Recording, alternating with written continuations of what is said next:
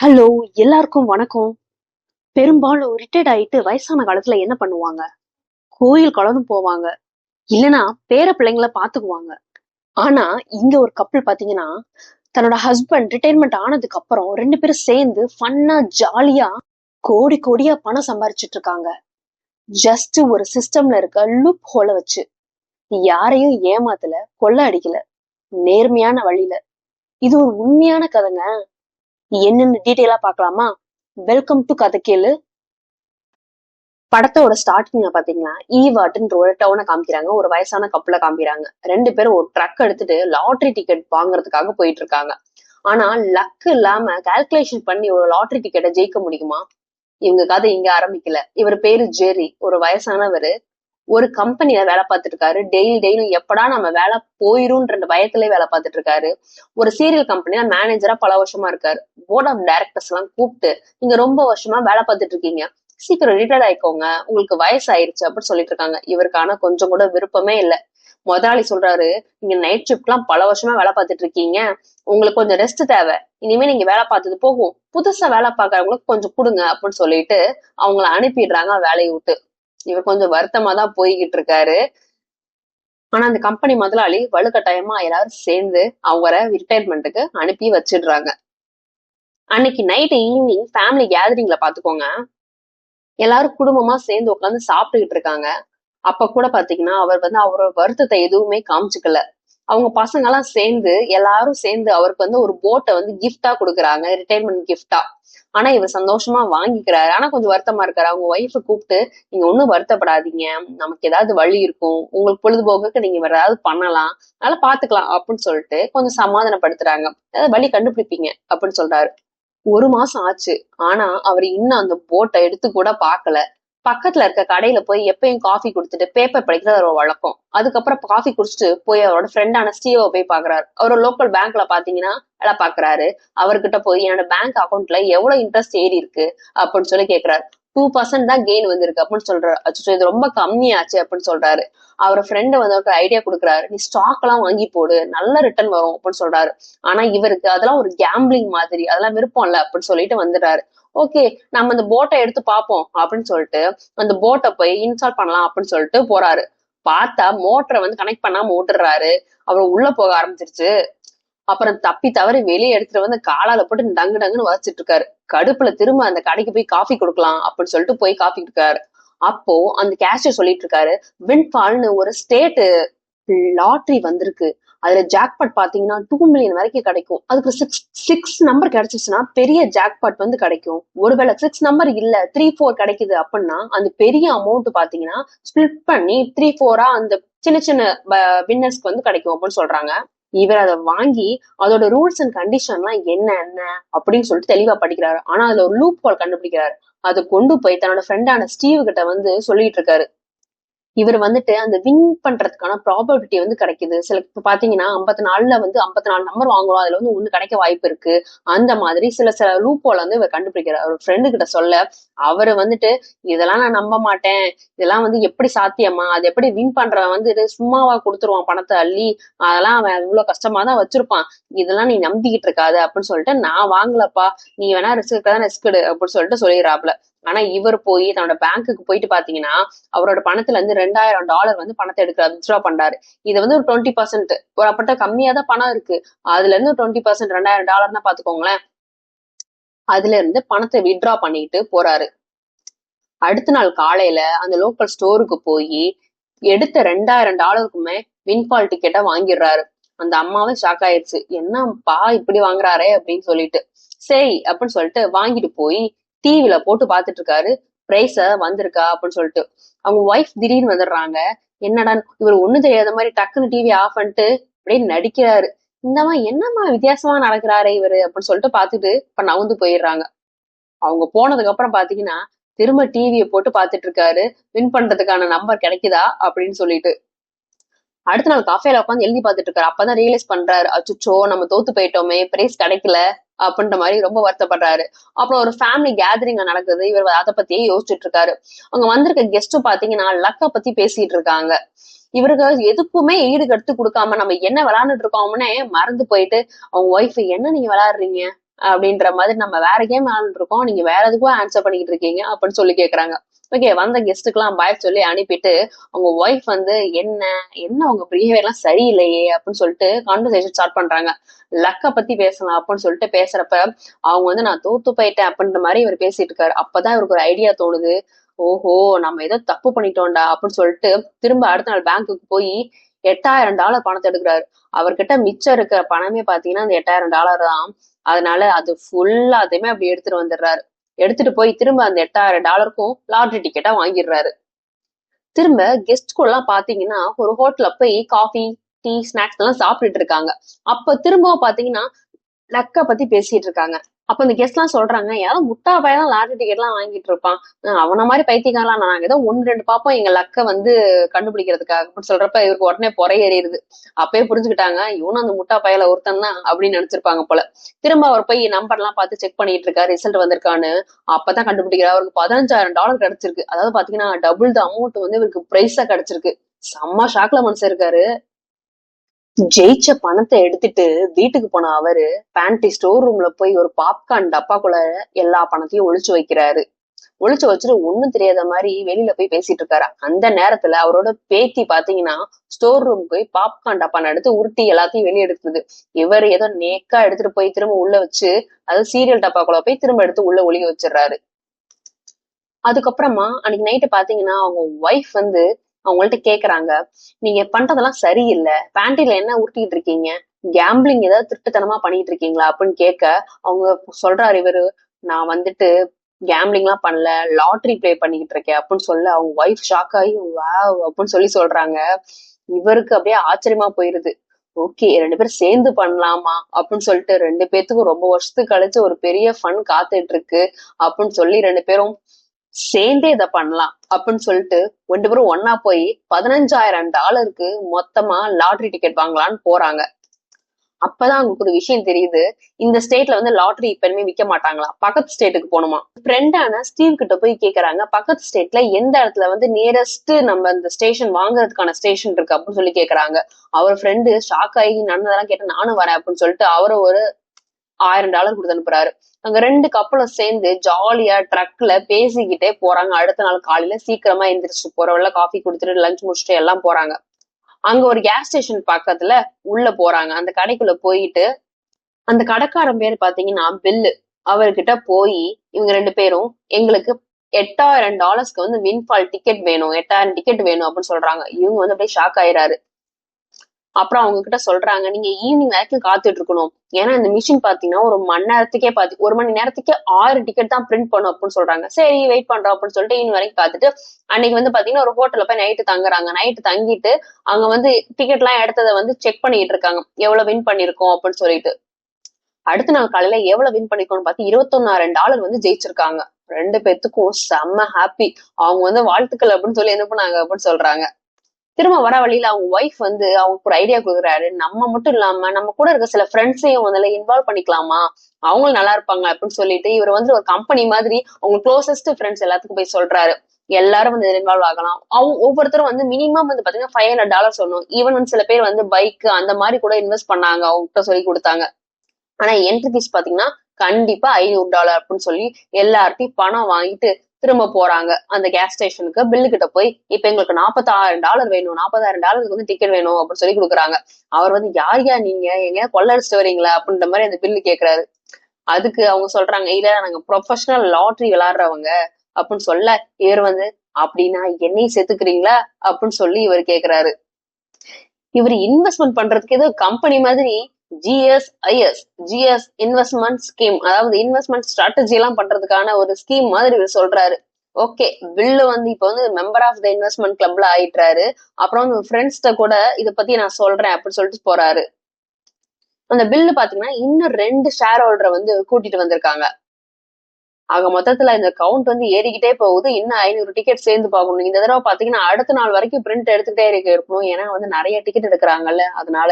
Okay, அதனால ஹோட்டலுக்கு போய் நைட்டு பாத்தீங்கன்னா 2 பேரும் கொஞ்சம் ஜாலியா கப்பிள்ஸ் இருந்துட்டு அடுத்த நாள் காலையில வந்துட்டு பாத்தீங்கன்னா பொறுமையா எந்திரிக்கலாம்னு எந்திரிக்கிறாங்க.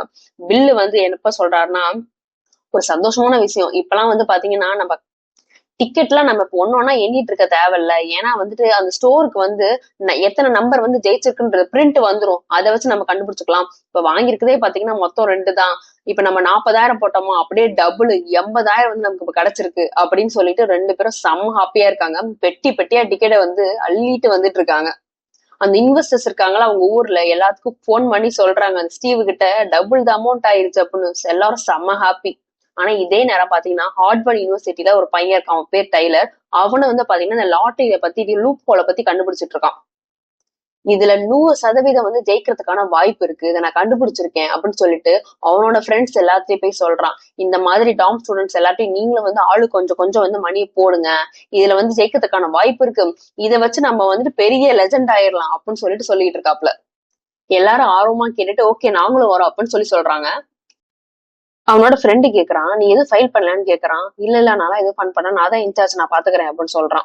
அடுத்து பாத்தீங்கன்னா நம்ம ஜெரி அதே நேரத்துல பாத்தீங்கன்னா லாட்ரி ஜெயிச்சதுக்கு அப்புறம் எல்லா டிக்கெட்டையும் ஃபில் பண்ணி ஃபர்தரா அக்கௌண்ட் டீடைல்ஸ் ஏதாவது வந்து டாக்ஸ் இன்வெஸ்டர் கேட்டு வந்தாங்கன்னா என்ன பண்றது அப்படின்றதுக்காக எல்லாத்தையும் ஸ்டோர் பண்ணி வைக்கிறான். ப்ராப்பரா எல்லாத்தையும் டாக்குமெண்ட் பண்ணி வைக்கிறான். அன்னைக்கு ஈவினிங் இன்வெஸ்டர் எல்லாத்தையும் கூப்பிட்டு இத்தனை நம்பர்ஸ் ஜெயிச்சோம், இதை பத்தி இந்த ப்ராஃபிட் டிஸ்கஸ் பண்றதுக்கு கூப்பிட்டுருக்கேன், அதெல்லாம் நீ கரெக்டா பண்ணிருப்பாப்பா எனக்கு தெரியும் அப்படின்னு சொல்லிட்டு எல்லாம் எந்திரிச்சு போயிடுறாங்க.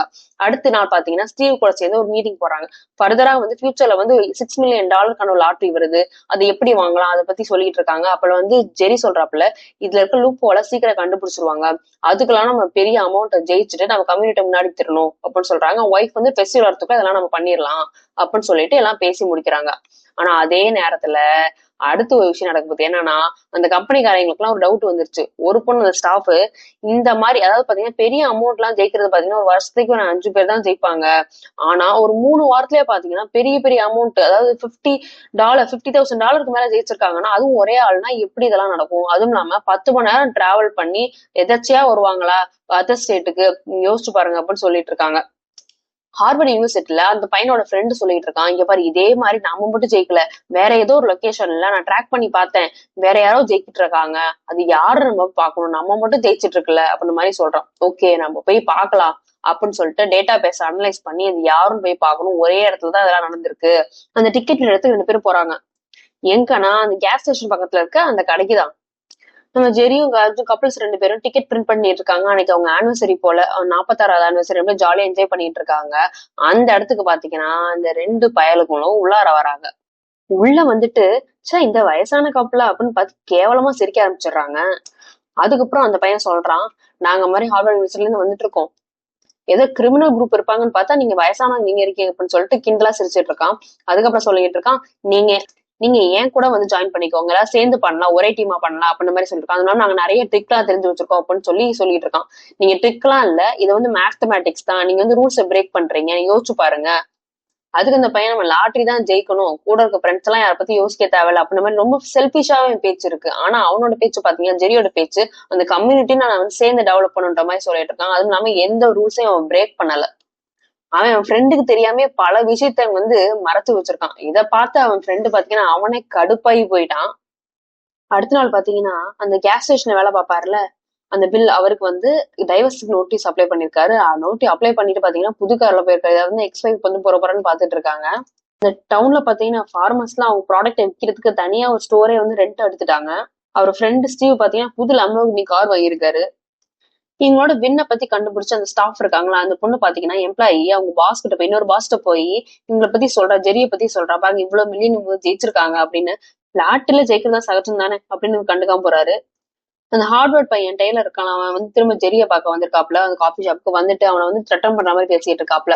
உங்களோட இன்வெஸ்டர் அக்கௌண்ட் எல்லாம் பத்தி எனக்கு தெரியும், எல்லா அக்கௌண்ட்டையும் நான் வந்துட்டு ஹேக் பண்ணிட்டு என்ன பண்ணுவீங்க, உங்களோட இன்ஃபர்மேஷன் நான் வெளியே விட்டுருவேன், நீங்க ஆல்ரெடி ஏற்கனவே உங்களுக்கு வேணுன்ற அளவு சம்பாரிச்சிட்டீங்க, அதனால நீங்க வந்துட்டு இதை விட்டு போயிருங்க, இனிமே வந்து நான் தான் பண்ண போறேன், இந்த பெட் பண்ற வேலை எல்லாம் வச்சுக்காதீங்க அப்படின்னு சொல்லிட்டு ரொம்பவே அவனை போட்டு மிரட்டிட்டு இருக்காப்ல. ஏன் நான் உங்களோட அக்கௌண்ட், உங்களோட கிரெடிட், உங்களோட நேம் எல்லாத்தையும் நான் கூட ஹேக் பண்ணுவேன் அப்படின்னு சொல்லவும் பயந்துட்டாப்ல. உடனே ஜெரி எல்லா இன்வெஸ்டர்ஸையும் கூப்பிட்டு ஆல்ரெடி நம்ம தேவைப்பட்டதை வந்து சம்பாரிச்சிட்டோம், இதுவே நமக்கு போதும், இன்னும் வெளியே போறேன்னு சொல்றாப்ல. அவங்க பையன் வந்து கொஞ்சம் அட்வைஸ் பண்ணிட்டு இருக்காப்ல, ஏன் நீங்க யோசிச்சு பாருங்க, இதனாலதான் நாங்க எல்லாருமே வளர்ந்துருக்காங்க, நீங்க கொஞ்சம் யோசிச்சு பாருங்க, அதனால திரும்ப பண்ணலாமே அப்படின்னு சொல்லவும் அவங்க ஒய்ஃப் பையன் எல்லாருமே சொல்லவும் யோசிச்சுட்டு இருக்காப்ல.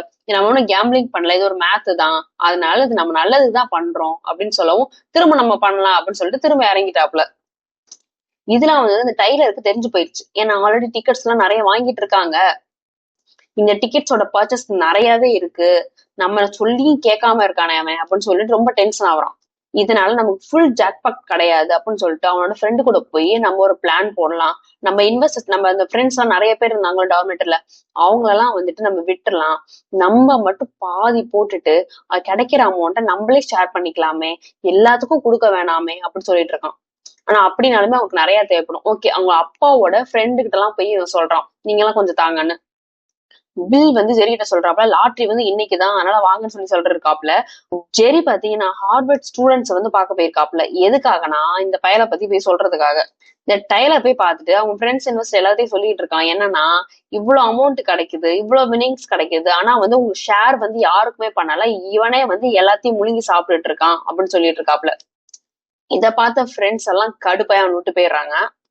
ஸ்டீவ் சொல்லிட்டு இருக்காப்புல, அவங்க இதுல பாத்தீங்கன்னா இத பத்தி நம்ம அவங்க கம்பெனிக்கு தெரிஞ்சிரும், அதனால நம்மளே போய் பாத்திரலாம் அப்படின்னு சொல்லிட்டு அந்த லாட்டரி மேனேஜ்மெண்ட் கம்பெனிலே போய் சொல்றான்.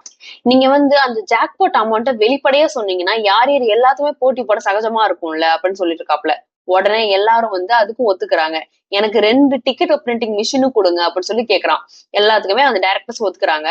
அதே மாதிரி டைலரும் அந்த ஃப்ரெண்டு பாத்துட்டு இருக்கான். வெப்சைட் ஓபன் பண்ணா எல்லாமே மாறி இருக்கு. அந்த ஜாக்பாட் அமௌண்ட் இப்ப வெளிப்படையா தெரியுது. அவங்களோட ஃப்ரெண்ட்ஸ் வந்து யாருமே அவங்க கூட சேர்ந்து இன்வெஸ்ட் பண்ண மறுத்துறாங்க. இந்த லாட்டரிய பத்தி இன்வெஸ்டிகேட் பண்ணிட்டு இருந்த அந்த பொண்ணு கண்டுபிடிக்கிறா, இவங்க 2 பேரும் மட்டும் தான் அடிக்கடி ஜெயிச்சிருக்காங்க. அதாவது ஜெரால்டு, இவங்க 2 பேரும் தான் ஜெயிச்சிட்டு இருக்காங்கன்றதை நோட் பண்ணிட்டு ஜெரால்ட போய் பார்க்க போறாப்ல. ஆனா நம்ம ஜெரி தான் பாக்கெட்டா வந்து எல்லாத்தையும் அடுக்கி வச்சிருக்காப்ல. எனக்கும் என் ஒய்ஃபுக்கு இதே இதா போயிருச்சு, நாங்க எல்லாத்தையும் இது பண்ணி அக்கௌண்ட் பண்ணி இதுவே ஜாலியா பண்ணிட்டு இருக்கோம், எங்க கம்யூனிட்டிக்கு ஹெல்ப் பண்ணிட்டு இருக்கோம் அப்படின்னு சொல்லிட்டு இருக்காப்ல. அந்த ஜேர்னலிஸ்ட் பொண்ணு பாத்தீங்கன்னா இத பத்தியே பாத்தீங்கன்னா ஒரு ஆர்டிகிளே எழுதிட்டு இருக்காங்க. ஆனா நம்ம ஜெரி பாத்தீங்கன்னா அந்த கம்யூனிட்டியோட டெவலப்மெண்ட்டுக்காக எல்லாமே பண்ணிட்டு இருக்காங்க. அந்த இடத்துல எல்லாமே இப்ப வளர்ந்துருச்சு. தன்னோட கடைசி லாட்டரி டிக்கெட் எடுக்கிறதுக்காக போயிட்டு இருக்காங்க. அப்பதான் நோட் பண்றாங்க அங்க மிஷினையே தூக்கிட்டு போறாங்க. இத பத்தின நியூஸ் வெளியே வரவும் அந்த லாட்டரி இதையே வந்து எடுத்துட்டாங்க, ரிவோக் பண்ணிட்டாங்க, லைசன்ஸ் எடுத்துட்டாங்க, கேன்சல் பண்ணிட்டாங்கப்பா அப்படின்னு சொல்லிட்டு இருக்காங்க. என்ன நியூஸ் அப்படின்னு பார்த்தா நம்ம டைலரை பத்தி ஒரு ஆர்டிகல் போட்டிருக்காங்க. இந்த பையன் பல லூப் ஹோல் வச்சு மேக் பண்ணிட்டு இருக்காப்புல, நிறைய வந்துட்டு ரூல்ஸ பிரேக் பண்ணிருக்காப்புல, எல்லாத்தையும் ஏமாத்திருக்காப்புல, செல்பிஷா இருந்திருக்காப்புல. ரொம்ப கடுப்பாய் அவங்க அப்பாவே அவனை வந்து காலேஜ் விட்டு வாடா அப்படின்னு இழுத்துட்டு போயிடுறாங்க. நியூஸ்ல கூட பாத்தீங்கன்னா பல பேர் வந்து மில்லியன்ஸ் ஆஃப் டாலர்ஸ் எடுத்து அட்வான்டேஜ் ஆயிருக்காங்க, ஒரு சிட்டியவே கூட டெவலப் பண்ணிருக்காங்க. அன்னைக்கு கடைசி நாளும் எல்லாத்துக்கும் ஜாக் பாட்டு தான். ஒரு ஃபெஸ்டிவல்ல எல்லாரும் கலந்து அவங்க கடைசி கொண்டாட்டத்தை ஜாலியா என்ஜாய் பண்ணிட்டு இருக்காங்க. எல்லாரும் வந்து பாத்தீங்கன்னா ஜெரிக்கு வந்து தேங்க்யூ சொல்றாங்க. இந்த கம்யூனிட்டியா உங்களாலதான் வளர்ந்துருக்கு, எல்லாருமே அதனால ரொம்ப ஹாப்பியா இருக்கும். கடைசி ஜாக் பாட்டா எல்லாரும் சேர்ந்து டிக்கெட்ஸையும் பணத்தையும் என்னவே அவங்களுக்கு சரியா இருக்கும். அவங்க ஜெயிச்ச பணம் எல்லாத்தையுமே அவங்க சுத்தி இருக்க நல்லதுக்காக தான் யோசிச்சிருக்காங்க. ஒருத்தரோட புத்திசாலித்தனம் அவரோட முன்னேற்றத்துக்கு மட்டும் பயன்படாம சுத்தி இருக்கவங்களையும் முன்னேற்றி விட்டா எவ்வளவு சந்தோஷமா இருக்கும். அதுதான் உண்மையான வெற்றி. டைலர் பாத்தீங்கன்னா தன்னோட சுத்தி இருக்க யாரையுமே நம்பல, வேலையை வந்து பிரிச்சு கொடுக்கல, யாருக்கும் டிரான்ஸ்பரண்டா இல்ல, ரூல்ஸ ஃபாலோ பண்ணல, அதனால யாருக்குமே பயன் இல்ல, அவனாலையுமே வந்து செய்ய முடியல முழுசா. வின் பண்ணா கூட அதுக்கப்புறம் செய்ய வேண்டிய டாக்குமெண்டேஷன் எல்லாம் ஒழுங்கா ஃபர்தரா பண்ணல அவன். ஆனா ஜெரால்டு பாத்தீங்கன்னா அவன் ஒய்ஃப் கம்யூனிட்டியோட சேர்ந்து பண்ணதுனால அவங்க ஒய்ஃப் பாத்தீங்கன்னா புக்கிங், டாக்குமெண்டேஷன் இதெல்லாமே பாத்துக்கிட்டாங்க, டிக்கெட்ஸ் எல்லாம் ப்ரிசர்வ் பண்ணி வச்சாங்க, ஒழுங்கா கவுண்ட் பண்ணி வச்சாங்க, அவங்க வின் பண்ணதுக்கான ப்ரூஃப்ஸ் எல்லாம் கலெக்ட் பண்ணி வச்சாங்க. முக்கியமா அவங்க சுத்தி இருக்கவங்க எல்லாத்தையுமே இதுல இன்வால்வ் பண்ணி எல்லாத்தையும் அழகா பிரிச்சு வேலை பண்ணாங்க. எல்லாத்துக்கும் மேல ஒரு ரிட்டையர்மெண்ட் லைஃப்ல ஒரு ஹஸ்பண்டும் ஒய்ஃபும் ஒரு வேலையை பண்றது அவங்களுக்கு அவ்வளவு ஒரு மன சந்தோஷத்தை கொடுத்தது, எல்லாத்துக்குமே நல்லதா இருந்துச்சு. டோட்டலா ஜெயிச்சது பாத்தீங்கன்னா $27 மில்லியன். இந்த மொத்த பணமும் எல்லாத்துக்கும் ஷேர்டா தான் யூஸ் பண்ணாங்க. அப்புறம் இந்த கேஸ் ஸ்டேஷன் இந்த பில் இருக்காப்புல, அவனுமே ரொம்ப ஹாப்பி. இப்ப உங்க நெய்பர்ஸ் எல்லாமே உங்க பிள்ளைங்க பேர பிள்ளைங்க படிக்க வைக்கிறதுக்கு, மருத்துவ செலவுக்கு எல்லாத்தையுமே யூஸ் பண்ணிட்டாங்க. இந்த மாதிரி ஒரு சூப்பரான படத்தோட நெக்ஸ்ட் வீடியோல மறக்காம பார்க்கலாம். அது வரைக்கும் பை பை. மறக்காம இந்த சேனலை ஃபாலோ பண்ணிடுங்க.